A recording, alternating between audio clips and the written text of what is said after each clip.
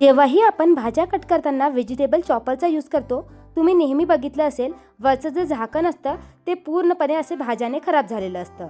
जेव्हा आपण regular चॉपरचा use करतो ना, तर मग हे झाकण देखील आपल्याला वारंवार वॉश करावं लागतं आणि त्यामुळे हा जो धागा आहे मीन्स थ्रेड आहे लवकर खराब होतो, इवन तो तुटूही शकतो. तर त्यासाठी एक सिंपलसी ट्रिक मी तुमच्यासोबत शेअर करणार आहे, जेणेकरून झाकण तुम्हाला वारंवार वॉश करावं लागत नाही.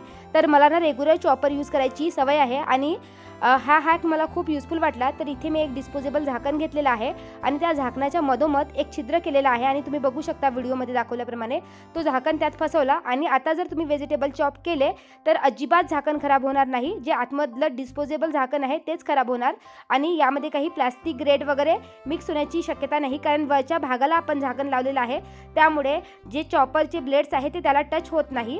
तर बघा, जे मेन झाकण आहे ते तुम्ही बघू शकता अगदी क्लीन आहे, त्याला पुसायची देखील गरज नाही.